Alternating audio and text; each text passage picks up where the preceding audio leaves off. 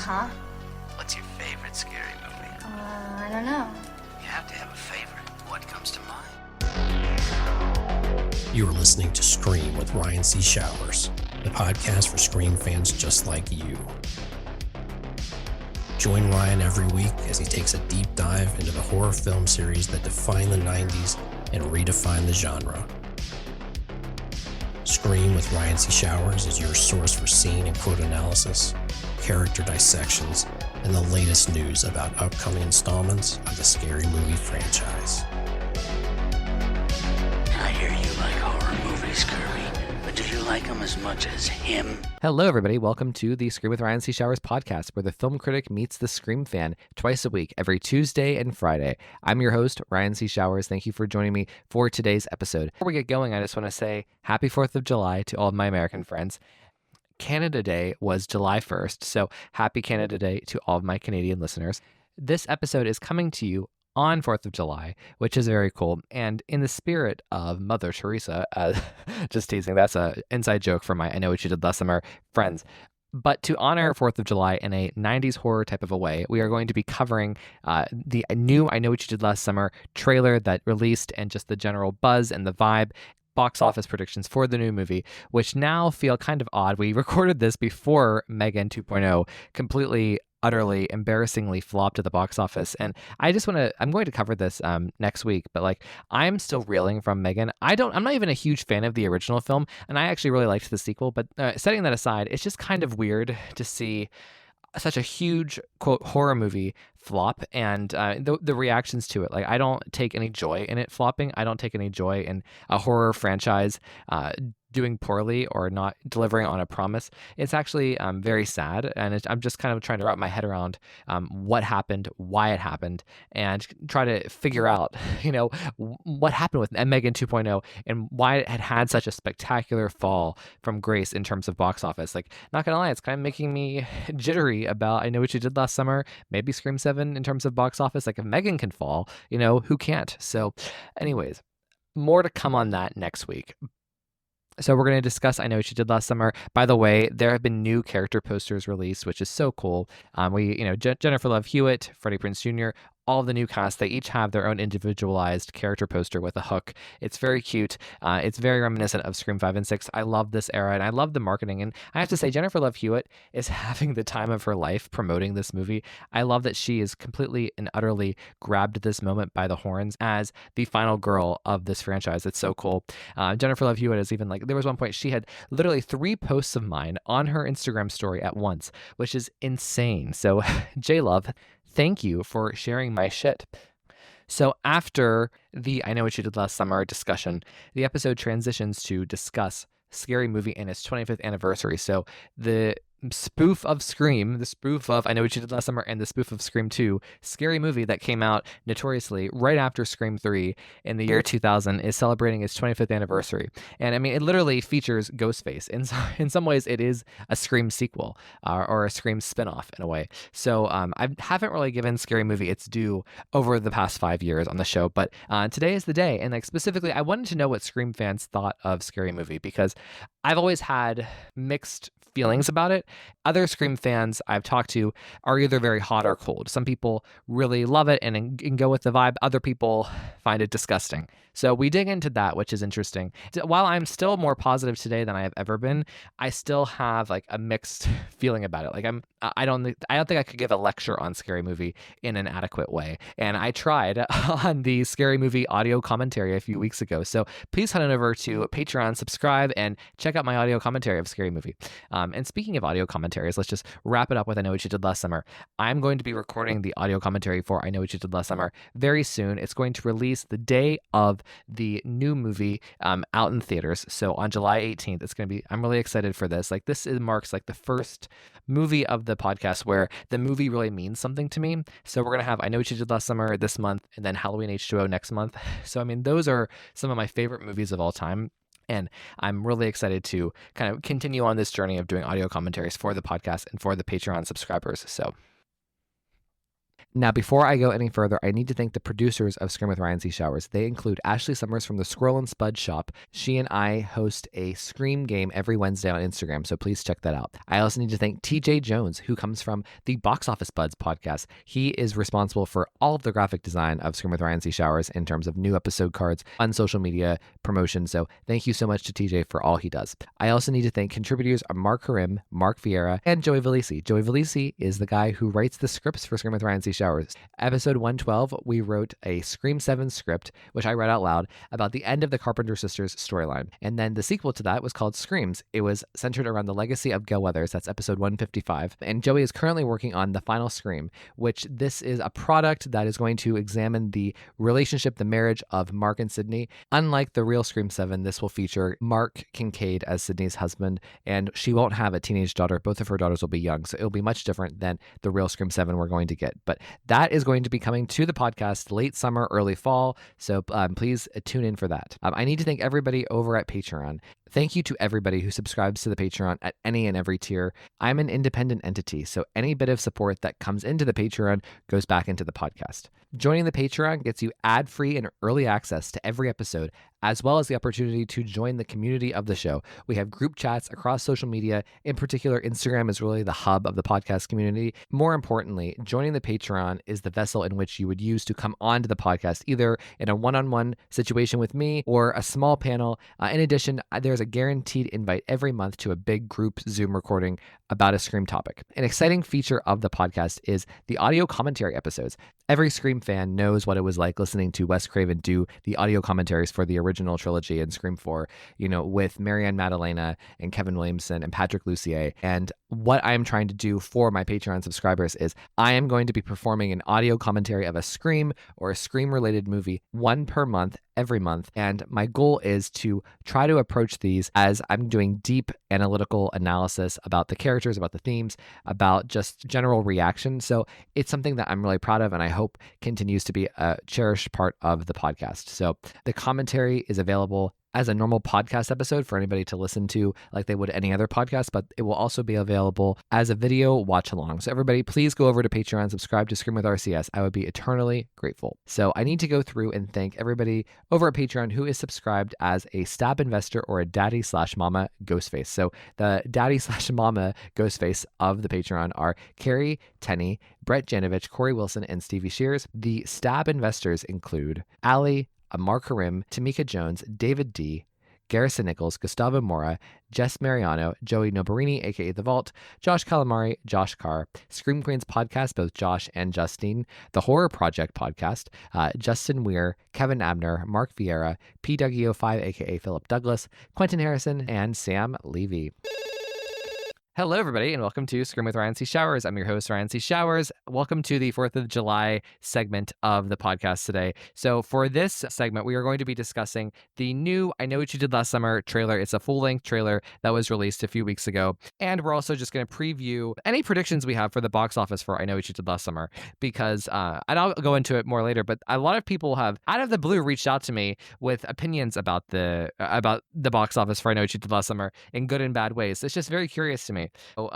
But before we get to any I Know What You Did Last Summer talk, I am pleased to welcome back one of my favorite guests to the podcast to discuss a little Scream 7, a little I Know What You Did Last Summer. So everyone, please welcome my friend Jake. Hey, Jake. Ryan, I'm so happy to be back with you. I feel like it's been so long, but it always feels like it's only been a second since we last spoke. So I'm so happy to be back. And thanks for inviting me on for the 4th of July episode. I feel like the Croaker King. You are. Oh my God, you are the Croaker King. You get Sarah Michelle Gellar fantasy living out here. So you know what I was really sad about in January, Jake? I was sad for like the 8 hours we didn't have TikTok because I was thinking, what the fuck am I going to call Jake when he comes on my show? I can't call him TikTok Jake anymore. I know.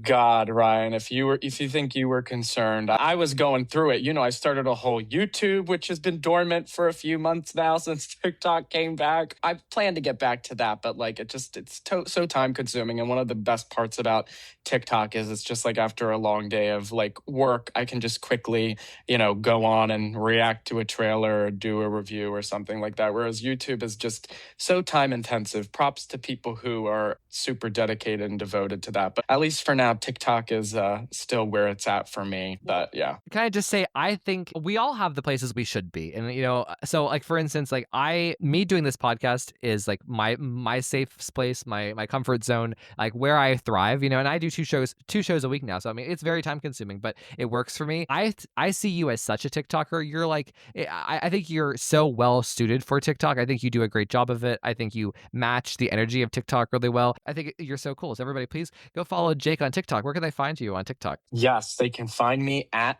Jake LUBB. And that's where I'm at on TikTok. That's where I'm at on YouTube if I ever go back to posting on there. And then I'll also just plug my Instagram. My personal is Jake Lub, just like TikTok. And then, of course, the one that Ryan helped inspire the name of is at Scooby Scream. And that's where I do that's Instagram, where I post about Scream and Scooby-Doo and stuff. And then I'm the same on X at Scooby Scream too. And thanks again, Ryan, for helping me with that name. Okay, let's talk Scream 7. So we don't really have anything super official right now. We're in like the dormant phase until, things start revving up in the fall, of course. But do you have anything you want to say about Scream 7 before we move on to the 4th of July celebration? This is what I want to say about Scream 7. I don't know if you feel the same. I am savoring this moment right now of knowing nothing, but knowing something. And that is that we know that this is going to be the Sydney Gale and Sydney's family-centric story.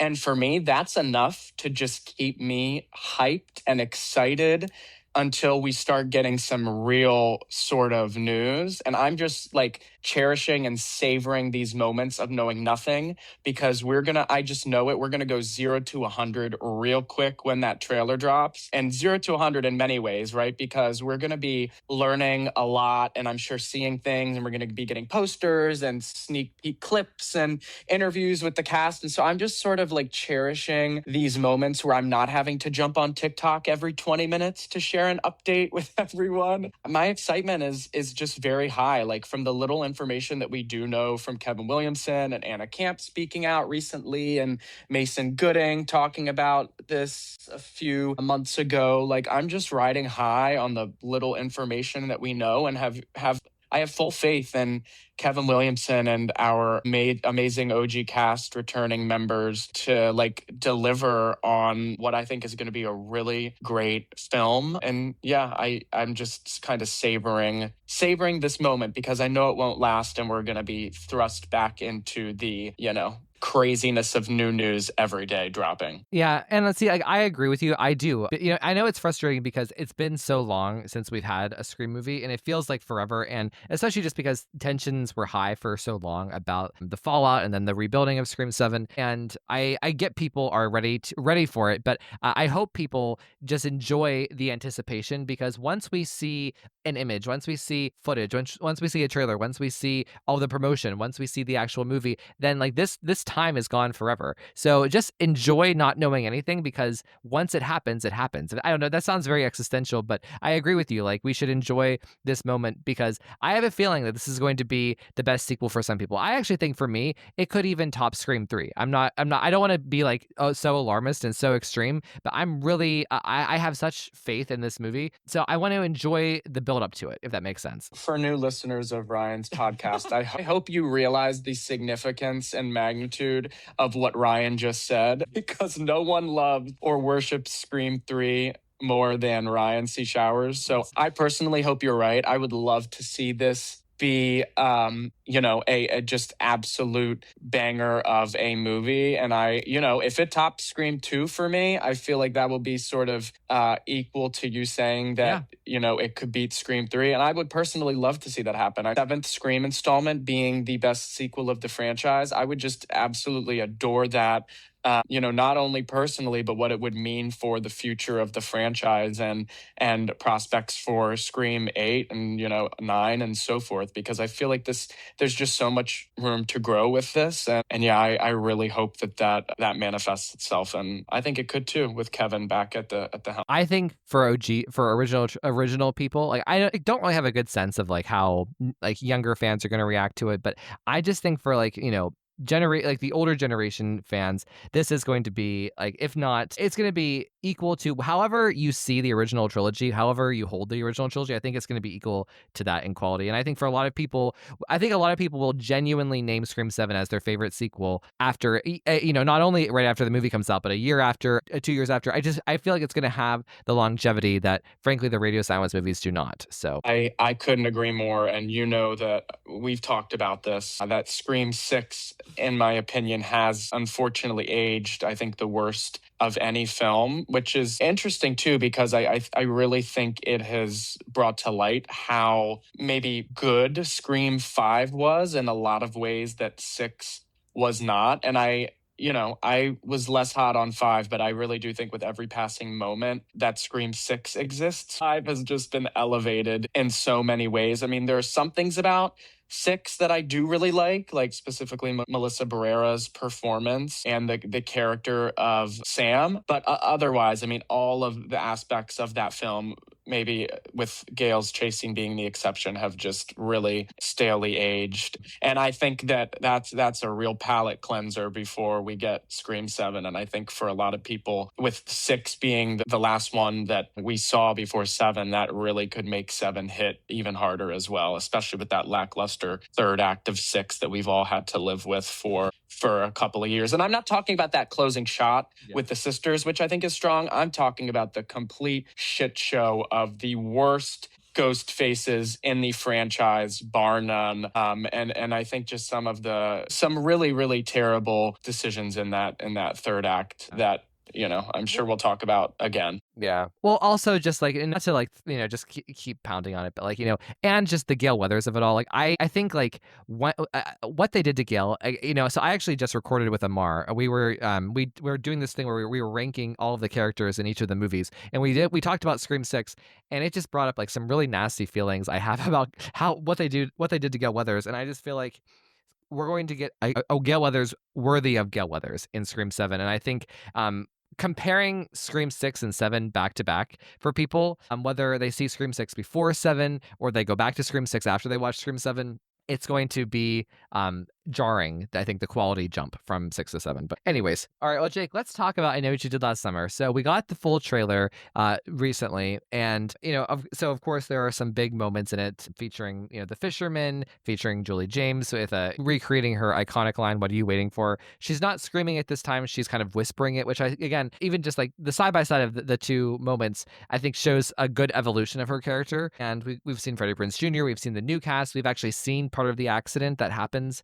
We've seen the new scenarios. So, Jake, what are your thoughts on this trailer? I think this trailer has me a lot more excited than the first one that we saw. And I think that's largely due to the fact that whoever edited this trailer did a really solid job. Some of the transitions, some characters, cutting to them during different times and being in the same position was really strong. And the kind of flashback to the accident I thought was particularly memorable. And I also just think the trailer showcased some of the suspenseful scenes, like chase scenes and whatnot, in a really solid, impactful way. And this trailer has me more excited than the first one. I think it was a good showcase of things to expect. I did think it showed a lot, and I'm hoping that there's still a lot that we did not see with it. But overall, I was happy with the trailer. I loved the Julie James, sort of tribute to "What are you waiting for?" A line that is iconic for,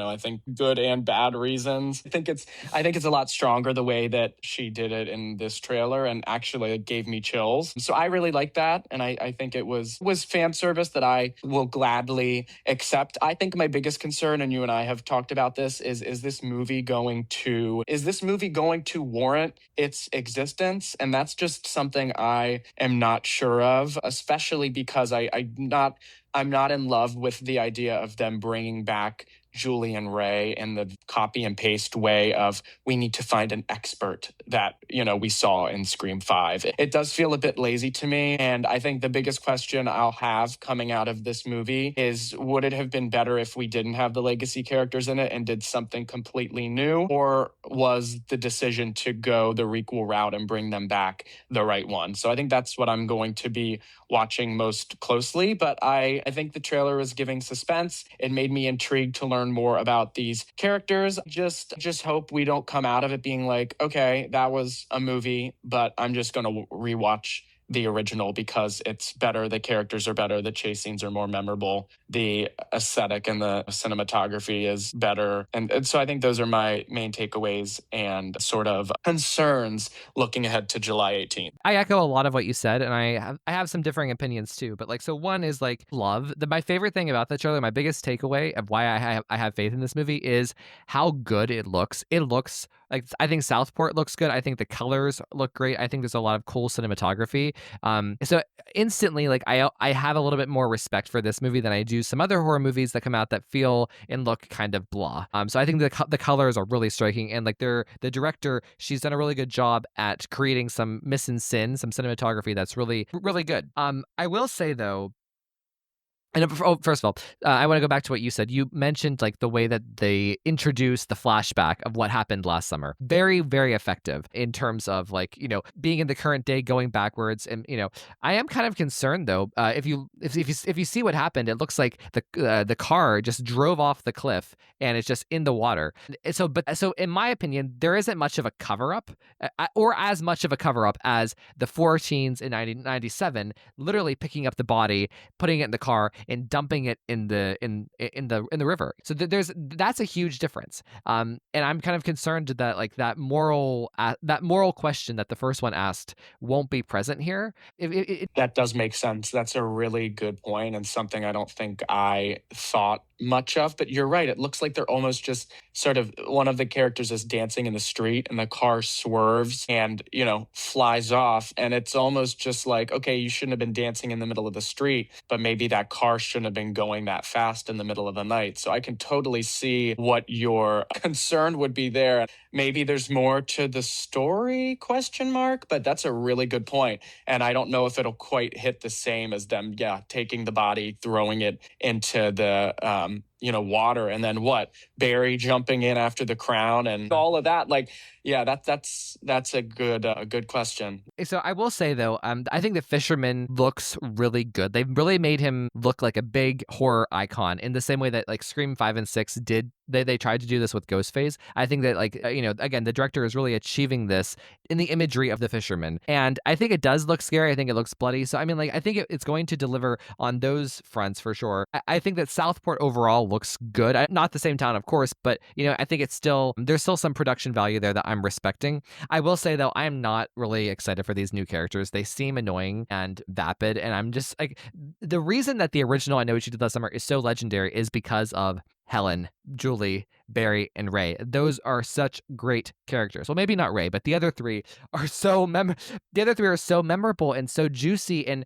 we love them. You know what I mean? And so I'm concerned there. But I will say I do like what I see of Julie and Ray, and I'm hoping that because it's a smaller main cast and there's fewer legacy characters, that Julie and Ray get more to do, and that the balancing of the cast is a bit better than what it was done in Scream, when you have 10 cast members and 3 legacy members to all juggle in one movie. So I'm not sure, but I do like what I see of them. I like the new shots of Freddie Prinze Jr. with the gun. I think that's great. I think Jennifer Love Hewitt looks good. I like that they gave her a job as like a professor about trauma at this university. Apparently that Jennifer Love Hewitt revealed that. So there are some good ingredients that I respect about this. I just hope that Julie and Ray are more integrated into the movie than the trio were and Gail was in 6. Like, that would be the biggest bummer. But I think it's easy to do because you only have 5 main characters here, which again is different from the original. We had 4. So it makes me think that one of the main cast is the killer. Yeah, I completely agree. Something I do want to touch on, and I think is one of my biggest frustrations just with all of these requels and sequels. I get that sometimes it's not possible for financial reasons or logistical reasons to go back and shoot in the same locations as the originals. But I do genuinely think, and I harp on this all the time, I'm like a broken record, that it is always so frustrating to me when we have these movies where a huge component of them is to be in the same town or location, and they just film it in a completely different spot. And half of the time the OG movies are so impactful and memorable because of the locations where they were shooting and our connection as the viewer with the intimate location and setting of these towns. And so to go and film in a completely different country location and then tell us that it is that place, I get that for the casual viewer that's not a thing, but it always upsets me and is something that I am always thinking about when watching these movies, that they did not actually just take the time and care to try to return to the location or even somewhere close that matches the vibes and the energy. So I think the trailer did a pretty good job at making me think that this was Southport. But as someone who has been to the Cape Fear and actual Southport area in North Carolina and knows those vibes and loves those vibes from I Know What You Did Last Summer, that is something to me that I do think has the ability to in some ways make or break the movie. So I'm a little bit nervous about that, the same way that I could totally tell that I think they filmed in and around the Wilmington area for Scream 5, and then obviously the soundstage, the bane of my existence for Stu's house. And now that I've been to Stu's house, it hurts even more. But, that's just something that, and it's just like, Scream 6, saying it was set in New York, but filming in Montreal instead of New York. It's just like, I'm so tired of this. Can we please make the effort and put in the time and the consideration to be filming in the same place? So that's my TED Talk. We've talked about it before, but that's something that just really does irk me. And I don't know. I get it. I get why they can't, but I just, in a perfect world, all of these movies that are claiming to be in the same place would be indeed filmed in the same place. And the consequence of this is it's going to be that these movies that are coming out right now, Scream 5, I Know What You Did Last Summer, Scream 6, they are not going to have the same classic feel or longevity as the original trilogy, as Scream 4, as the original I Know What You Did Last Summer. Like that's going to be a long-term consequence. Like, so there may be the short-term game of, saving money, but the long-term effect is people aren't going to watch these movies in 20 years and they're going to be looked down upon. It cheapens the long-lasting appearance and just endurance that these movies would have. And you're completely right. Scream is timeless. Scream 2 is timeless. Scream 3, I'll give it to you. It's timeless. Even 4 in some ways is timeless. Not as much so since they filmed that, I think, in near Ann Arbor, Michigan, and also The Filter. But in some ways, maybe The Filter even helps that because it helps Masquerade and describe this that they film it in California. Yeah, but I do think actually they did a better job in that one of concealing it. I think that the area that they picked has more of a Woodsboro feel. But that's why I'm so excited for Scream 7, because they are actually giving us a new town and not trying to say we're going back to Woodsboro, but we're filming in Indiana or Ohio or wherever. We are going to a completely new place. It will, I think, have much longer staying power and age better for that reason. And yeah, I just think it speaks to a concern that I do have about this new I Know What You Did Last Summer for fans of the OG who love the vibes and the setting of that one, where this one may fall short. Where I also want to add, though, the first trailer that we got was giving Netflix production quality, very dark, not super colorful, and just felt, kind of gray and shadowy. Whereas this new one, some of the colors really did pop. And I made a TikTok about this, talking about specifically the, I think, town center area where they have inside the Croaker Queen pageant setup. The colors were amazing in that scene. And I'm really hoping that, for any parade sequences we might get or any other shots, that we get some great colors and cinematography. And I do respect Jen Caton Robinson. I saw that she said on X, someone was pointing out that she sort of copied the OG aerial shot of the cliffside water. And she was like, yeah, I redid that in my own way. Why, don't fix it if it's not broken. And I really respect that. But let's just hope that the ways that she did other things in her own way, are not cheap or underwhelming. Right. Well, and I guess so I just want to hit two last things here. One is you referenced the comparison of should the legacy have been in this movie or should they not have? It's hard because a lot of people would want Julie James to be the main character if it were possible. And so you have, I think, three different things that could have happened. You could have had just no legacy, the mixed match, which we're getting now, or all legacy. And it's funny with Scream 7, we're getting the all legacy movie. And I think that's where a lot of the fans, the the true fans, their heart is. So it will be interesting. I'm hoping, and I think that like Jen Caitlin Robinson will do a better job here at balancing the old cast and the new cast than Radio Silence did with Scream. But okay, Jake, before we go, I just want to do some predictions here because I probably won't be able to talk about I Know What You Did Last Summer until it comes out now on the podcast. But okay, so the box office, many people have reached out to me personally, whether like, in the Patreon or just like people out in the wild saying to me like how little faith they have in this movie to make money. Some people have said like, under 10 million, which I think that's just being very deeply cynical. But so what's your, and like there is a difference between Scream versus I Know What You Did Last Summer in terms of IP, in terms of like the brand, in terms of the respect out there in the world.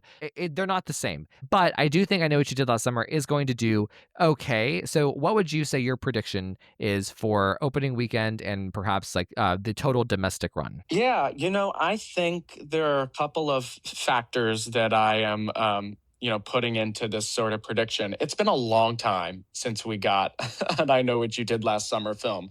And I do think there is appetite for it. I think specifically with this most recent trailer, they've done a great job at marketing it. I've seen it everywhere on TikTok. I've seen it on X. They have some hot up and coming actors, in starring roles like Madeline Klein. She's super well known from obviously Outer Banks and other roles. Nicholas Alexander Chavez, who we notably didn't see a lot in the trailer, but who is listed as a starring cast member, is in this film. And I know he has a pretty big fan base. Lola Tung. There are some other names. So I think just that, the fact that there is an appetite for a movie like this, the fact that they very smartly picked the month of July and a summer release for this film that just screams summer box office hit. They didn't make the mistake of releasing it, in the fall or the winter. So I think just factoring in all of those components, I don't quite see it hitting Scream 5 or 6's opening weekends, but I think it could come pretty close to Scream 5's around 30 million, maybe 25 million or a bit less. Yeah, I don't think it's going to flop or underperform. I don't think it will quite reach the heights of the OG I Know What You Did Last Summer. I do think that with factoring in inflation and whatnot, it could come close, especially if it gets some decent reviews and positive word of mouth. But that's something I'm going to be really paying a close eye on. Like, will it get the sort of favorable, nostalgic sort of a word of mouth that Scream 5 and 6 got, or will it be a critical bomb? I think those are sort of everything that's sort of all of the components I'm looking at, but I think it has all of the right ingredients to be somewhat of a horror slasher summer hit. But what do you think? Well, I'm pretty much in the same boat. I don't think it's going to be a 10 million opening. Like, that's Abigail. Give me a break. Or Hard Eyes. Come on. Like, this is an established IP, and having Jennifer Love Hewitt and Freddie Prinze Jr. brings a little more cachet.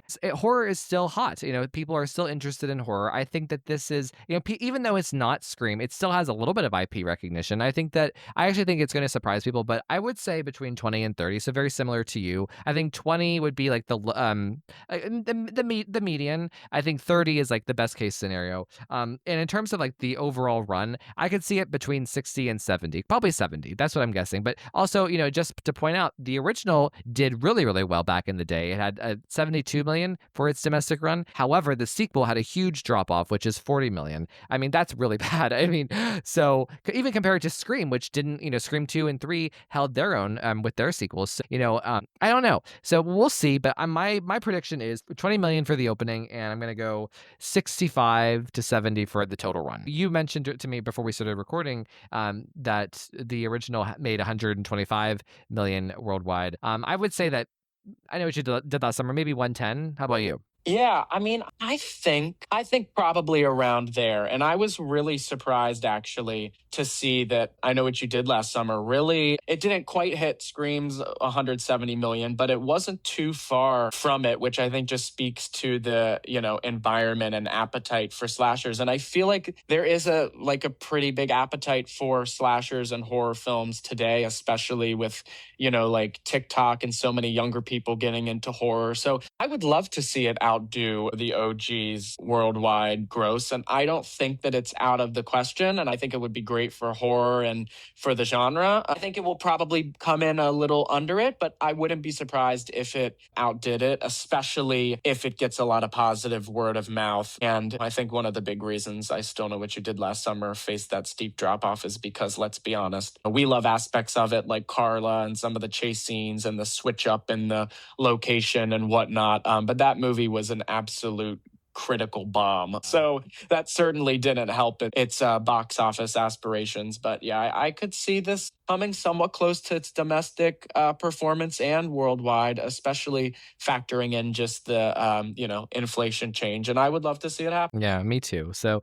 well, Jake, thank you so much for having a little 4th of July party with me here talking about the new I Know What You Did Last Summer. Hope to have you on again soon. Long live Helen fucking Shivers. Yeah. And I'm so glad we're seeing the Sarah Michelle Gellar renaissance. And I can't wait to see her not only in the Buffy revival, but also Ready or Not, Here I Come, or Ready or Not 2. We are being so fed, and I'm so excited for you too, because I know that SMG is your queen. So wanted to. She is my queen. Oh my gosh, I love her, and I'm so happy for her to have this moment.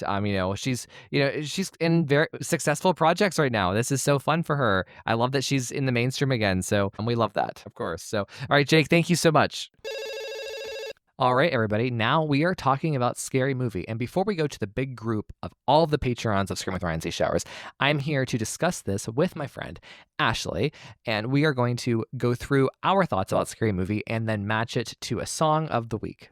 So let's do this. Scary Movie was released on July 7th in the year 2000, so it's experiencing its 25th anniversary. I did an audio commentary of it a few weeks ago, so if you're so inclined, check it out on Patreon. It was very different for me for an audio commentary. Now things are starting to get more serious with Scream and I Know What You Did Last Summer. But so Scary Movie is unfortunately, or fortunately, whatever perspective you take, a part of the Scream family because it's a spoof of Scream. It follows the same storyline as Scream and I Know What You Did Last Summer, and there's a little bit of Scream 2 in there, and it features Ghostface, literally. So that is the subject of today's podcast, and we had a group Zoom back in May where Scary Movie was discussed, and I was just kind of curious. What do Scream fans think of Scary Movie? And I'm mixed. I've evolved on Scary Movie over the years, but I want to hear first from Ashley. Ashley, what are your thoughts on Scary Movie? Ryan, I am obsessed with this movie. It's my favorite movie ever. Mm-hmm. That was really bad sarcasm.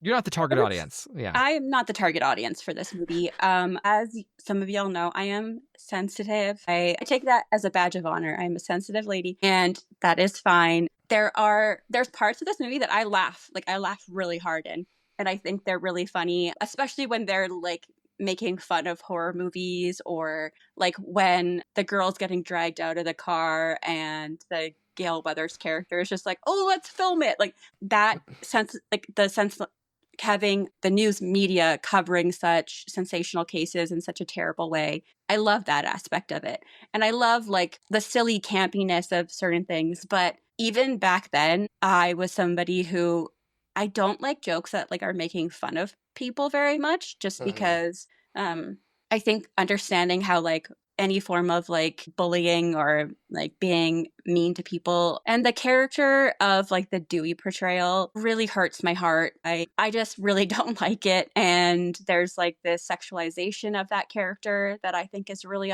makes me really uncomfortable. I will say that I think everybody who is part of this movie seems to have really grown, and I don't think they would make the exact same jokes now. Yeah. But there's just something about the character of, what's his name? The Dewey character? Doofy. I think it's funny that he's called Doofy, but then when you put it in with all of those other aspects, it's just like, and like I do kind of like at the end how like there is like aspects where I'm like, okay, that like is kind of interesting, and I feel like back then it might have been being like, oh hey, like you saw this person as not being quote unquote intelligent, but like look who he is. But it's like, yeah, but now you're saying that he has to be different. I don't know. I'm sure everybody understands where I'm going with this, that I just don't love that perspective. And I don't dislike this movie because it's making fun of horror movies or making fun of Scream. Like, honestly, I think that's funny. And I don't think it is like rude to another movie to have a parody. I think it's like the biggest compliment in the world. I think anything that has a parody or satire of something is great if it's done the right way. I'm just sensitive, and sometimes I think, oh gosh, if somebody was watching this to have a good laugh and they could really relate to some of these characters or put themselves in these positions, like they might not love it. But I do love Lachlan Monroe. I love Lachlan Monroe. Well, I feel kind of so, a Scary Movie is a very complex movie to talk about 25 years later because it's not, it's not received in the same way or understood in the same way that it was whenever it was released. I mean, that goes without saying based on everything Ashley just said. So I want to just talk about it from the Scream perspective because I think Ashley did a really good job of kind of covering about the cultural sensitivities around, different groups that are, made fun of here. But as a Scream person, Scary Movie was always kind of like this thing. Whenever, like, after Scream was over, the original trilogy, Scary Movie was really like it was the in thing. People loved the comedy, blah blah blah. But so whenever I said, oh, I'm a Scream fan, it wasn't seen as a cool thing because Scary Movie kind of proved Scream wrong in a way, and like that's how people saw it. People didn't take Scream as seriously because of Scary Movie, and that always I guess it took me a long time because I care about Scream so much to kind of ease in and just let the movie wash over me and try to appreciate the comedy for what it is without judging it as a movie that's out to get Scream. And no, that sounds ridiculous, but it's how I feel. It's how my sister feels. There's a lot of people who do feel like this, like that Scary Movie kind of tainted Scream's reputation for a long time. And like what Ashley said about like whenever something is parodied, that is a sign of affection and love. It's a compliment. And I guess it took me a long time to see that and embrace it. And even with all of there are undoubtedly problematic things about Scary Movie in terms of the way that it talks about different groups of people and it represents them. But for me, trying to set that aside as much as possible, I can see the humor in things and see the honoring of Scream in a way, and the discussion about Scream, and I Know What You Did Last Summer, and Scream 2, and like all these movies that I love and that are part of my universe. And this movie's talking about and playing with, and I love that. I especially love the movie theater scene with Regina Hall. I know every word to that scene. I think it's hilarious because of her performance. It's so funny. But I also just like the way that it kind of plays with the Scream structure and like turns Scream into something that it's not in a way. And like, it just changing this or that, or trying to like understand what Scream is saying by using these really extreme other situations, right? So I've grown to enjoy it over time, even though, obviously there are things about it that, just don't look great in 2025. Whenever I sat down to do the audio commentary, I was kind of ready to go in and try to have a good attitude about it. Then I talked to Ash, and then I sat down to do it, and I ended up kind of, reacting to it in a way that snobby Ryan would, if that makes sense. Which is, it is what it is. We can't change who we are. So, Ash, anything you want to respond to? Yeah, no, I completely agree. But I think one thing that I do like about this movie is a lot of the performances I think are so good. I think everybody is just like spot on, and they like Regina, like, oh my gosh. And like when she's like putting all the football equipment on, even though that scene, like I can see how it's like kind of messed up. I just think she looks so cute. It's like such a teenage girl, like so many teenage girls that can relate to that thing of being like, what does my boyfriend want? Like, what is he like? What kind of like sexy clothes does he want me to put on? And then she's putting all these like just like gross, smelly like football pads on or whatever. But like, I mean, she still looks cute. I'm just gonna say she does, yeah, and not masculine. Like her performance of that is so like there's something so endearing in that part. And the movie theater scene, like I also like. I love that scene, but I hate that scene because like I'm just like, this is so messed up. No. But like I see the comedy in it, obviously. Yeah. And I love Anna Faris. I think she looks so sweet and innocent and cute in it, and I love her performance. I honestly think everybody does a really good job, and like I love Lachlan Monroe. Everybody has heard me say that already, but I think of him as like a horror movie dude now. I feel like he's like gone back and done some fun work in horror recently. But yeah, I just like I love parody. Like I love Saturday Night Live. Like I always love like the campy bits of taking something and like finding a way to make fun of it. But I really do think the majority of the time it's out of love. And like I love like the opening scene where she's running and then she gets to the water and she's like posing. Because like I mean, like that's so silly, but it's like it's so dumb. But she looks hot. Like, I'm just like, good for her. Well, Ash, you brought up Saturday Night Live, and this leads us to our favorite segment, which is the Taylor Swift Song of the Day. And that we were kind of presented with like a question mark, like, what do we do? Because it's like, what Taylor song goes with Scary Movie? And like, we had some ideas, but like, it would feel weird to give a song like Blank Space, which is one of the best songs ever, to Scary Movie. So Ashley had this brilliant idea of bringing in an unconventional Taylor Swift song. So Ashley, what is the Taylor Swift song of the day? The Taylor Swift song of the day is Three Sad Virgins. Now, this is a parody song that was on Saturday Night Live. It's a Please Do Not Destroy video. I don't know if anybody's like familiar with Saturday Night Live, but you know how sometimes like they had like the digital shorts, or like they'll like cut to a music video or something like that. This is one of those. And it's really just a parody of kind of like a rap type style video, but it stars Pete Davidson, and how Pete is like just like this like really cool dude, and then the three writers from Saturday Night Live who are helping him write this are the Three Sad Virgins. And I've read some interviews where the guys who wrote this, their names are John Higgins, Martin, and Ben Marshall, and so those are the Three Sad Virgins. And they talk about how when they were writing it, somebody was like, "We should get Taylor Swift to do this," and they were like, "You think Taylor Swift is gonna do this?" And then he immediately said yes, and she thought it was so funny. And I sing this song all the time, you guys. It is so catchy. And when she at one point goes up to all the three different sad virgins and is kind of like dancing like sexy on them, but will be like insulting them at the same time, like telling one he has the head of a bowling ball, and one that he looks like a sad Ron Weasley and Big Bird if he lost all his feathers.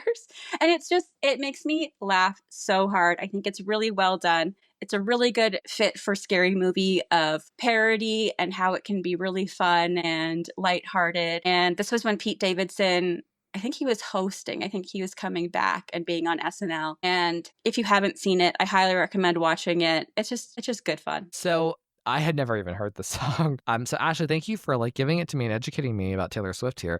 It is a fun song. It's funny because she just comes in at the end, which is there's a whole segment that happens before, like a whole 3 minutes that happens before she comes in. But she looks gorgeous. I love the outfit she has on. I love her hair, and she is very funny as she's kind of reading these guys to filth and doing the parody thing, right? Being like kind of intentionally mean. So was this during the Midnights era, or is this Red Taylor's version? This would have been Red Taylor's version. Okay, well, I thought she looked. The reason I ask is she has a very Midnightsy kind of look and vibe about her, which is funny. Mm-hmm. Easter egg. Taylor is never not Easter egging. So, but yeah, I like it. And I kind of what brings Taylor into the song is funny. They say, "What's a bridge?" And Taylor, of course, is known for writing such killer bridges that in every song has a bridge that is usually like the best part of the song. So I think it's funny the way they bring her into it, and I think that she does a really nice job performing with them. So, Ash, any final thoughts? I don't think so. I'm just like reading it, but like the last line is like they're saying like three sad virgins. What? Three sad virgins. Whoa. And then the very end they go, and they're gonna die alone. And I just feel like that works out really well for the horror theme, the Scary Movie of it all. And I just think it's a really fun. And then one of my favorite things is John Higgins. He was on Jimmy Fallon, and he was saying how his joke on that was that people will now like look at him and be like, "Hey, sad virgin." And he's like, "That's not true. I'm not sad." Is like what he likes to reply. And I just think like it seems like they all had a lot of fun making it, and I highly recommend you check it out because it's just like a really fun, silly video, but it gets stuck in my head. I sing this all the time. And I think it's actually a very fun thing to talk about because, this is Taylor Swift not taking herself so seriously, not doing, I'm the tortured poet, thing. I'm writing with, $1 million words, this is her having fun and just kind of letting loose a little bit. And I think like to enjoy a Scary Movie, that's what you kind of have to do is like, just like, let your hair down, try to ignore some problematic, that's the key to it. So I'm excited for everybody to hear what the Patreons think. Anyways, Ash, where can they find you online, and tell everybody about our game? Yeah, you can find me at SquirrelandSpud9 on Instagram. There you'll find memes, different random photos of my cats. You'll also also find my Etsy store, and you'll also find the Scream Game of the Week, where we try to make some sort of puzzle or some fun interactive game that you can be part of. And Ryan and I love seeing your answers every Wednesday and seeing what you guys come up with. And, sometimes I put a little Taylor in the background, or I'll put somebody in the background. Maybe it's Ryan. Maybe it's me. Who knows? But maybe I'll have to do a Scary Movie one for this. And it will just be all the guys singing "Was Up" from which I love that Budweiser commercial so much. And then every teenage boy in the world would just be walking around yelling that at me. And I was like, oh, Here we go. stop. Yeah. Well, as my good friend Taylor Swift once sang, it's me. Hi. So in Ashley's game. So it's me. Hi. You're not the But- problem. No, I'm not. So thank you. All right. Well, Ash, thank you so much for this little discussion of Scary Movie and SNL. So everybody, please enjoy the rest of the episode. Hey, everybody. Welcome to the next segment of Scream with Ryan C. Showers. I'm your host, Ryan C. Showers, or I should say Scary Movie with Ryan C. Showers, which was the original title of Scream back in the day. Wild, right? Wild that we were sitting here talking about Scary Movie. But, this is a podcast that I wanted to do. And, specifically, I wanted to survey the Scream people who love Scream enough to be a part of my Patreon and a part of this podcast community. I want to know what you think of Scary Movie, because, there are so many different, interpretations of Scary Movie by Scream people. There are some people who are deeply offended by it, some people who can find the humor in it, some people who just ignore it altogether. So I'm just interested to see what people think, because I've definitely had my journey with Scary Movie. I used to be one of these people that found it so insulting to Scream, and over the years I've kind of lightened up and I've started to find the humor and just enjoy it for what it is, and enjoy it for the kind of I don't know, celebrating Scream. And I know what you did last summer in a weird way. So, but anyways, so let's do it. Okay, so first up we have Allie, and she is actually not even at home. She is in the middle of the Pacific Ocean. So hey, Al, Hey, how is the ship? it's great. I've had a wonderful, wonderful trip, and I was like, I missed the last Zoom. I am determined to make it to this one. And bitch, you did. I mean, literally, on a ship. I've never even recorded on a ship, and I've been on many cruises, and I can't fathom doing that. So, you get all of the props in the world, my friend. Thank you. It's very hard to find a quiet spot. A quiet place, for a bad pun right there. But so anyways, okay. So Allie, tell me what are your thoughts on Scary Movie? I don't know. I kind of enjoy them. I think I know I've seen the first one. I might have seen the second one, but I don't think I've watched them in 20 years or however long. They're funny. They're just extra campy, but I don't know that I love them. Yeah. As a Scream person, how do you feel about Scary Movie? Do you feel obviously, Scary Movie had a big impact on Scream after the original trilogy was done. So, what was your thought? What were your thoughts about Scary Movie back then? Did you see it as a good thing for Scream, a bad thing for Scream? And does it change now? I think it was kind of a bad thing for it. Only because then it just became the what's up?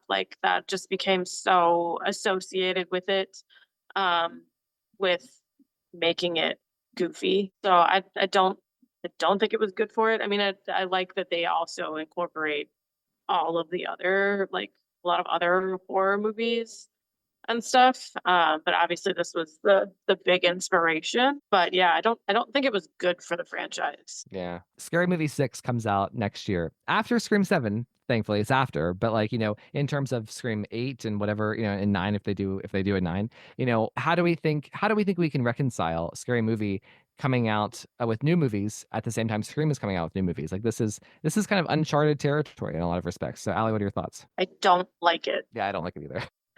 Not a fan. Don't like it. It's too close. Too close. Okay.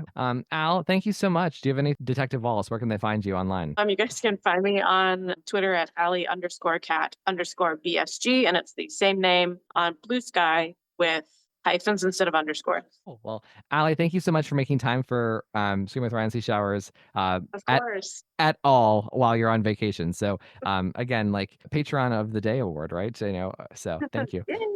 We'll see you guys. All right, bye. If Allie's in the Pacific Ocean, we're going to keep going west to Sarah in Australia. Hey, Sarah. Hey, I'm so happy to make this Zoom. I finally did it. I know. It's so nice to see you. So, I have to say, Carrie isn't here, so I'm giving you the Dawson's Creek reference. So whenever I first saw Scary Movie, I didn't really get it. Now I get it. You have the theme song. You have, James Van Der Beek. So great. Anyways, Sarah, what are your thoughts on everything Scary Movie in general. And if you want to talk about Dawson's Creek, go ahead. Great. I need to stick to Scream a little bit though. I was thinking before I jumped on, about when Scary Movie came out. And so when it came out, I had already seen, I think, 1, 2, and 3 of Scream. So I was very deep locked in the lore of Scream. So Scary Movie for me, I actually really enjoyed it when it came out. I found it really fun. I haven't rewatched it in a long time. It's not like a favorite movie of mine, but I definitely enjoyed it a lot when it came out, because I kind of felt like, oh my God, like this is making fun, but it's also celebrating the horror movies that I'm so into at the moment. It came out right at the right time for me. And I also, at the time of watching it, I was thinking about how before I watched a lot of scary movies, I used to watch a lot of The Simpsons growing up, and I watched a lot of Treehouse of Horror. And from Treehouse of Horror, I got a list of horror movies to watch. We used to make a list. So that's how we got like The Shining and Nightmare on Elm Street. And it was amazing. So I was hoping that, like, you know, kids that were younger than me might watch Scary Movie and then go back and watch Scream and I Know What You Did Last Summer. And yeah, I thought that was cool. And Dawson's Creek. Honestly, that bit was so good for me at the time. Perfect as a like teen girl. In like having years gone on, I actually think maybe Scary Movie it's gone too far. Well, so let's just break down the Dawson's Creek thing. I'm sorry to emphasize this, but like I'm literally watching Dawson's Creek for the first time like this year. Like, so I just started in January. So like I didn't see this coming whenever I was rewatching Scary Movie, and then there he was, and like the music, like it was such a perfect reference, and it just shows that, like, you know, a lot of Scary Movie can be seen as dumb and low hanging fruit, right? But that kind of shows that there's like an extra element of like intelligence there, you know, having that song, you know, that actor, right? And what he even says, oh, wrong set, like it's so funny in the moment of like, you know, a very Kevin Williamson type scene. And right, you know, in Dawson's Creek, you know, Joey climbs through his window. That's how she gets into his house. So like, I mean, it was such a perfect reference there. But, you know, I agree with what you're saying. Like, Sarah, like, I feel like you represent, like, everything you just said represents like what a normal person who isn't like Ryan C. Showers, deeply offended by everything and insulted. So, you know, would have for someone who just like went through a trilogy of Scream, you know, back then you were told Scream is done, right? So in a way, Scary Movie was kind of keeping it alive, keeping that world alive in a way. It was by the same company, right? So I could see how you could have enjoyed it right back then. Yeah. I actually felt like it just kept the franchise going at the time. I genuinely thought I was done with the trilogy, and I was so happy with it. So that anything else that referenced it that came out afterwards was fantastic, especially Scary Movie at the time that it came out. I don't know if it's aged. Like, I actually think the first one might have aged okay. Like, it's still fine, except I know that years and years later, I've had people that I've met that are like, oh, you were like Scream, like, what's up? And that's really frustrating and exhausting. So that's not lived that well in my mind, which is unfortunate. Yeah. And I think I've only seen Scary Movie 1 and 2. I don't know if I've seen any more than that. I may or may not have seen, like, you know, the sequels after one, just bits and pieces, but like they don't cover Scream, so they're irrelevant to me, you know. So it is what it is. But so yeah, like I think that what you're saying is absolutely right, and like that's kind of like something that a lot of people have said is that, you know, Scream. A lot of people confused Scream and Scary Movie, which again, the fact that Scream was originally called Scary Movie even more funny, right? So in terms of like, I think that like where we can look to see where this damaged Scream was Scream 4. In terms of like, you know, there's been a couple people on the podcast recently who have said that Scary Movie was part of the reason Scream 4 didn't connect with audiences at that time, because we had just gone through a decade of Scary Movie, right? So if anything you want to share there? Well, I was reading up about Scary Movie, like all of when the others came out, and then when like Scream came out, and I didn't actually really connect the dots very well. But I know that Scream 4 didn't do that well. And I also know that by then a lot of people were making fun of the franchise. So I do feel like maybe it did damage it quite a bit. And because I didn't see a lot of the Scary Movies, I knew that they didn't really reference Scream anymore, but I don't think it helped Scary Movies in general around that time. I think it just, people made fun of them a lot. So I do think it damaged Scream 4. I think it would have been better without it. But who's to say? Like, it's hard to know. Yeah. Coulda, woulda, shoulda in a lot of respects. So, well, Sarah, anything else you want to share about Scary Movie? So, I mean, the Dawson's Creek thing for me was just a beautiful nod to Kevin Williamson. And I like at the time too, anything that referenced like, yeah, the two things like was perfect for me. So yeah, it was good at the time. I will celebrate it for when it was. Okay, well, I mean, this is the 25th anniversary, so there's reason to celebrate. So, all right, well, Sarah, where can they find you online? I think now I'm only on Instagram. I left Twitter, but I'm Sarah Amy XOO, I believe, on Instagram. So you can find me there and chat to me about all things Scream or Dawson's Creek. Yeah, or Taylor anytime. All right, well, Sarah, it was so wonderful to see you. Thank you for coming. All right, let's go over now to one of my favorite Swifties in the group, Josh Reinhold. Hey, Josh. Oh my God. He's gonna kill me. Fake, Oh my- fake news. No, I'm kidding. I heard it No, on Twitter Taylor. that you're a Swiftie. Did you? Yeah, Mhm. convenient. I'm not on there. Oh my gosh. Oh my gosh. So you just rewatched it today. Please hit me with your thoughts.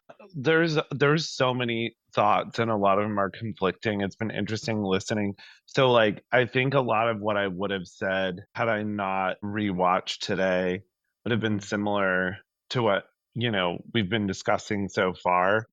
I'm kind of like super torn. I think on the one hand, there's something so brilliant happening with Scary Movie because you can just feel like the way the Wayans brothers kind of think and bounce off each other. They're really whip smart. They're so dialed into like culture and how people are talking about movies, right? And also like adding a race element as well, because like watching Scary Movie and seeing like the way that they interpret like literal scenes from Scream, literal scenes from I Know What You Did Last Summer, it almost has the effect of like being in an all black theater, seeing Scream or I Know What You Did Last Summer, and like you're hearing what people are saying back at the screen, right? Which is like the famous moment we get from Brenda in one of the movies. But obviously there's stuff that doesn't age well, like, but even some of that, it's like, it's so being, because when those came out, I was a teenager and gay and closeted and all that.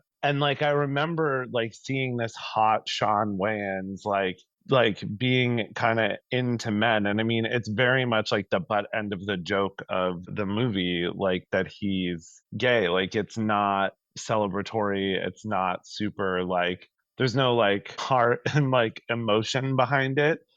So it's like more for the sake of comedy. But at the same time, it's like the Wayans brothers are the kind of people I think who are like, yeah, like some of us are like totally into ass play. So there's like the scene in the car. Sorry, this is a lot for this podcast. There's a scene where they're all in the car, like the two couples making out in the back.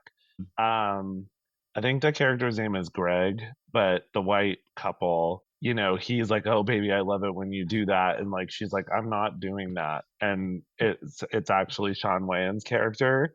And like it, that was really ahead of its time, because like honestly it's only been in the last like 5 years that any of the sort of like hetero people in my life are talking about that being like a pleasure point for straight men. So that's like what I think is so fun about the Wayans, and just like in terms of what I think it did or didn't do to Scream, I have to like kind of disagree. I don't think that Scary Movie really had anything to do with Scream 4 not opening at all. I don't think it would even be like 30th on the list of reasons why. I think, Harvey and Bob like were the ones to also decide that Scary Movie is something that should go out into the world. Like I don't think they would have done that if they thought that they were gonna damage their franchise. And it's I don't know, it's just kind of fascinating because like you can see the adoration for Scream and Kevin in it, but then you can also see how they're just calling, they have this like,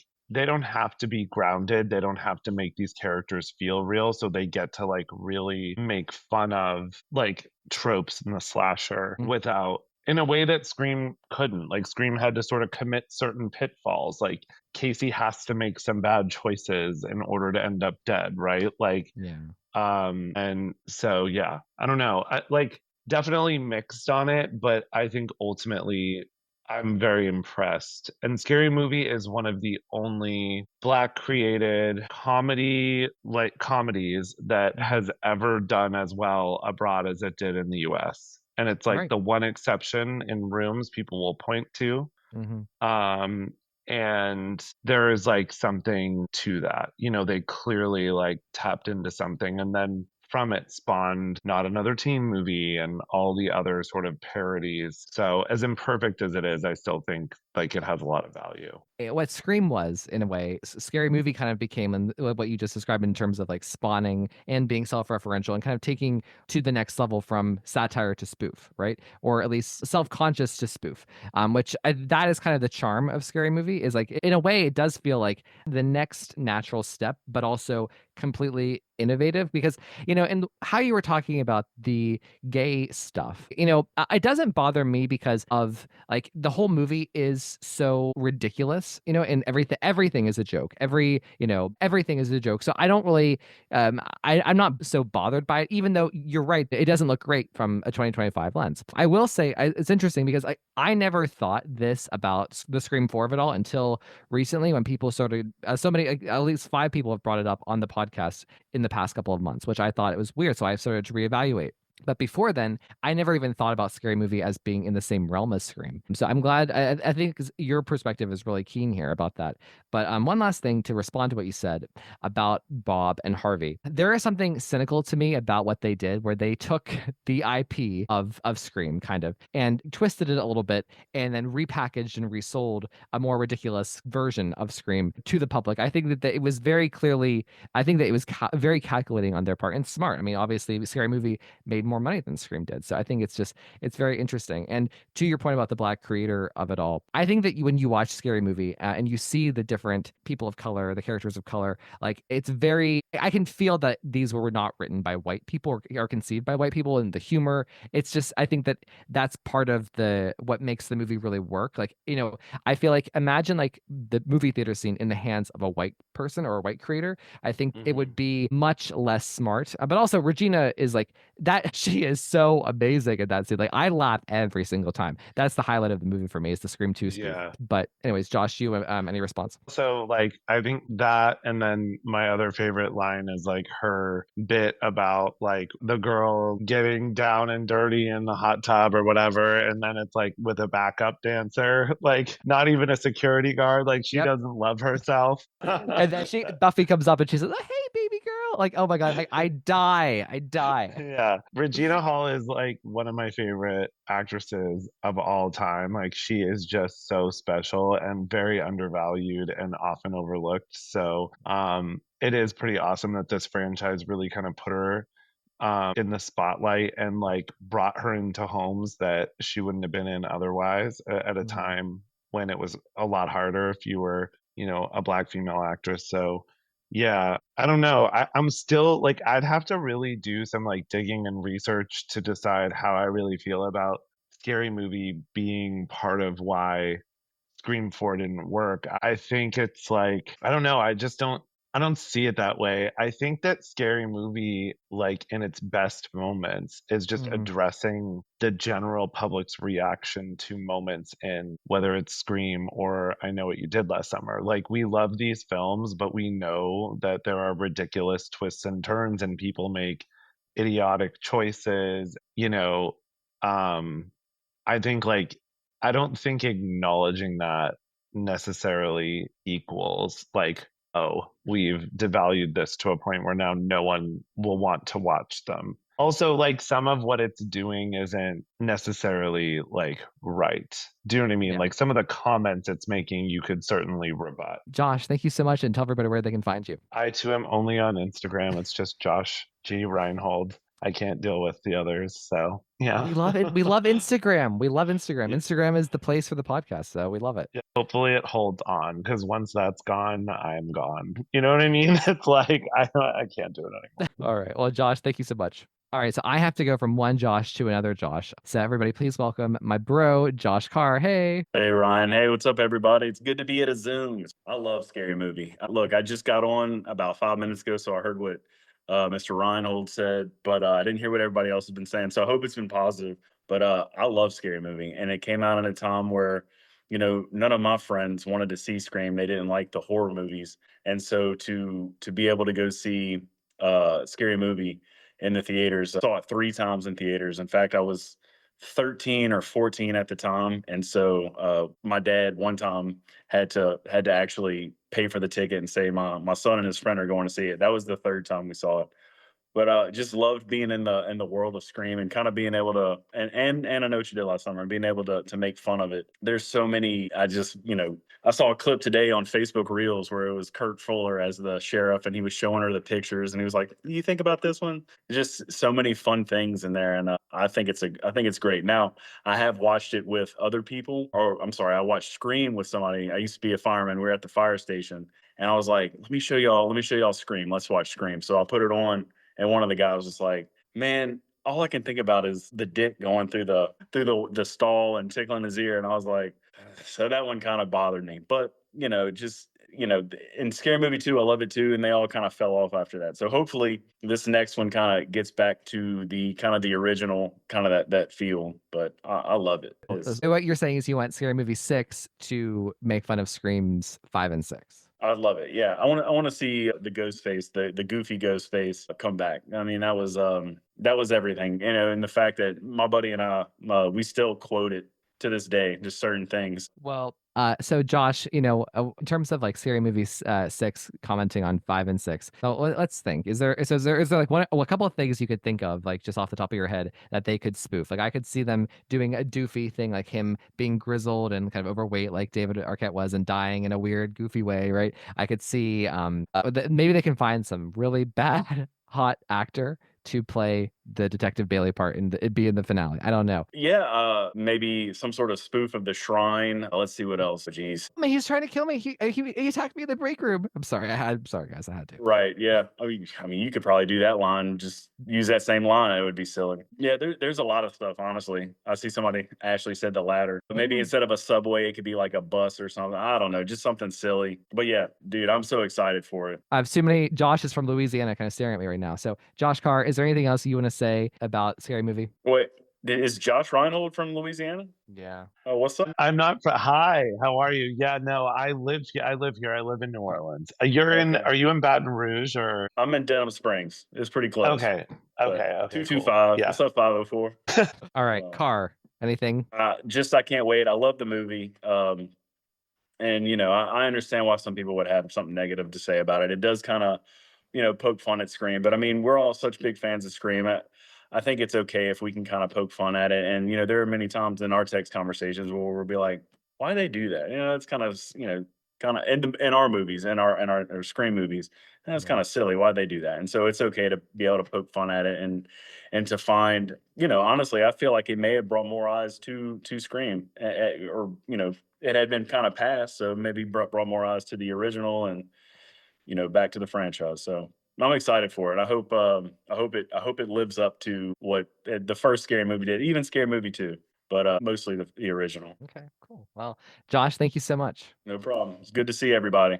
Y'all take care. All right, Huddy, you're up. I liked it. I don't think it hurt Scream 4 in the way some people do think that. I think it, like, for instance, Josh just said that it kind of probably brought eyes to Scream. Yeah. And I know I had friends at the time that didn't watch their Scream movies, but they were into scary movies. So whenever Scream 4 came out, they wanted to go see it because they liked Scary Movie instead of Scream. Yeah. So I mean, I like so this is an interesting debate. Well, I'm gonna have to put up a Patreon poll just to see what people think. So anyway, so Huddy, do you remember seeing Scary Movie for the first time? Do you remember like thinking about it as a Scream fan? Yeah, I watched it with my cousin for the first time. I think we might have been 12, 13. And it was just a funnier, like, to me, I liked it because it was just, the funnier version of Scream. Right. But I mean, there are parts in there where you kind of get offended as a Scream fan, but I don't know. I just seen it as a funny version of Scream. So it never really bothered me. Okay, cool. Well, is there anything like in Scream 5 and 6 you'd like to see done in Scary Movie 6? Yeah, I liked how, I forgot who said about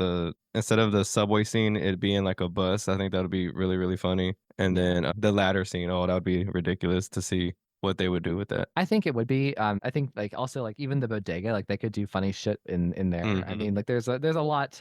I guess more than I was even anticipating. Josh Reinhold mentioned like the technology in the opening scene of Scream 5, like also funny, right? Yeah. So interesting. It'll be interesting like to see just how far, because Scary Movie, right, is so it's like 65, 70%, about Hmm. Scream and probably like 25% about I Know What You Did Last Summer and then 5% about whatever else. I would be interested to see how far it goes for Scream 5 and 6, like in the structure. Like, is it going to open up in a Terra looking house, right? And like follow, a structure like that? Or is it going to just kind of have its own narrative? I don't know. So, it'll be interesting. I wonder if it's gonna be if they're gonna use a lot of Scream 5 and 6, or if they're gonna pull like since the last Scary Movie, there's been so many more horror movies that have come out. So I wonder how much of actual Scream that they'll use besides the ghost face, and I wonder if they're gonna use the age mask instead of the regular mask. And there you go. See, they're going to do that. They're going to do that. Oh my gosh. Well, Hoodie, thank you so much for coming. Any final thoughts? I'm kind of ready for. I want to see the new Scary Movie, and then ready for Scream 7 as well. Yeah, I mean that's like literally, my brand's here. So Hoodie, tell everybody where they can find you and your podcast. You can find me on X and Instagram at Hoodie Season, and then the podcast on everything at Hoodie Talks Pod. Okay, cool. All right, thanks, Hoodie. Heading over now to my friend Sam. Hey, Sam. Hi, Ryan. Hi, everyone. How are you all? Good. How about you? I'm doing really well. Thank you. All right, hit me with it. I think that Scary Movie is very amusing. I always have. There were definitely moments, especially during the first one, where it was so clear that they were plagiarizing entire chunks of dialogue from Scream and just placing it in the context of Scary Movie. And I almost felt like they should sue. But then I realized, oh, wait, it's the same studio. They're going to just sue themselves. It makes no sense. So obviously, it was just all part and parcel of what they were doing. It was really lowbrow, but I thought it was for the most part extremely funny and extremely low taste, but hilarious. I also want to co-sign everything Josh Reinhold said about it being created by African Americans and doing really well and getting a lot of press, especially since I was a big fan of the Wayans brothers. I grew up watching In Living Color, so I thought that them breaking out into a mainstream and to get a more diverse audience at home was awesome and well done for them. I do agree that I think Regina Hall is generally the breakout star across the entire franchise, but you will never convince me that anyone but Sherry O'Terry steals number one. I almost wanted to open up with, "Hi, I'm Sam Levy, author of the book You're Dead, I'm Rich." So she's great. She's so funny. Like, and she's a very well-known comedian. I've seen her. Yes. And we've all seen her in a bunch of stuff. And like she was perfect here. Absolutely perfect. The first one was pretty funny. I will say, none of the others really do Scream. They all venture out into making fun of different horror franchises over the years. But I will say, if you haven't seen number 3, it's really funny. So I would recommend watching number 3 too. Now that you mentioned it, I do recall there being some speculation as to whether the Scary Movie franchise had anything to do with Scream 4's disappointing box office, but I'm not really sure that it did. I mean, maybe it did. I can't speak for it though, but I can't speak to it from from that point of view, because I definitely went into Scream 4 having accepted that it's a separate entity from Scary Movie. Like, one is the parody and one is the real thing. So I didn't look at it as all of a sudden no longer being able to think that a Scream movie could be good or scary or interesting. I don't think that it had any deleterious effect on it at all. So like the thing about my journey with Scary Movie is like, because I was like in elementary school and junior high school and high school when Scary Movie was like the thing, right? And I was also the Scream lover. So I felt as though people were attacking me personally because I was a Scream person, and they were kind of like, they were into Scary Movie. So again, I was young and dumb and just like, overly emotional about something I loved, right? So, I mean, what's changed, right? I'm just teasing. But so, I think that like part of like me growing up with Scary Movie is kind of just being able to do what you said, which is accept that it's a separate entity and like just learning to laugh with it and see the love and like see the intelligence, in terms of like enjoying the movie and like just going with its flow. And I have to say, like, I probably the most recent rewatch I had has been my favorite time I've ever watched it. So yeah, the Scream franchise is my favorite movie franchise of all time, but that doesn't mean that I can't enjoy and laugh and have fun with Scary Movie for what it is. If you can't have a sense of humor about certain things, it's going to be a tough journey through life. So, and this is all things considered, again, It's not real life. It's just a movie. Yeah.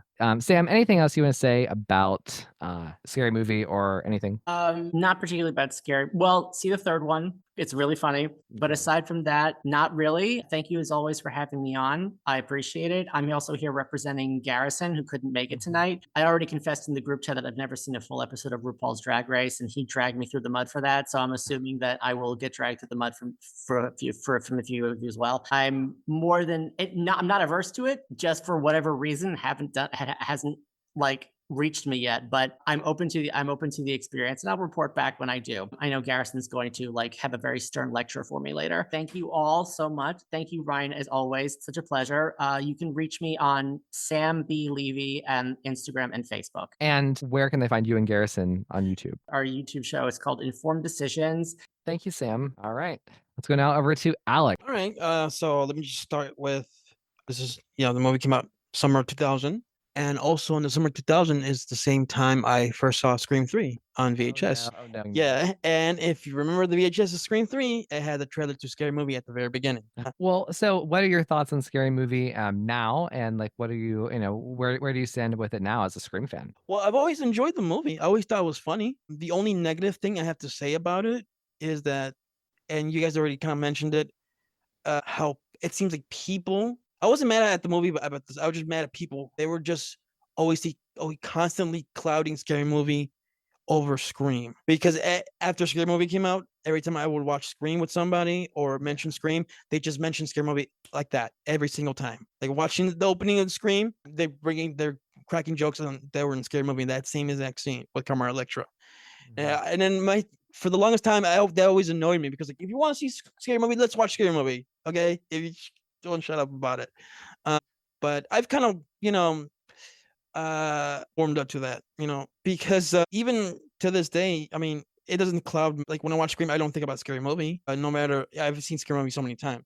But the only scene, and you guys mentioned Sherry Terry and how great she's in the movie, the only scene when I'm watching Scream that reminds me of Scary Movie is the whole scene outside the police station and her cameraman Kenny's rolling. I think of that joke. That's it. But Scary Movie itself, like Josh Reinhold alluded to, what Scream did to horror, Scary Movie did for spoof movies. Because spoof movies for almost a decade were not moneymakers really, and a lot of them were mediocre at the time. So it kind of made spoof movies bankable again. Really bankable. Like it's I mean, I'm pulling up like the numbers because like this is again an R-rated comedy, right? But like still 170 million domestic and worldwide 278. Like that is insane. It made 100 million more than Scream 1. Like that is just like crazy to me. And what does that say, I guess, about like horror movies versus comedies? I guess comedies, I mean, obviously, right, they are more expensive, but I thought everybody saw Scream back then. I guess, I guess not. So,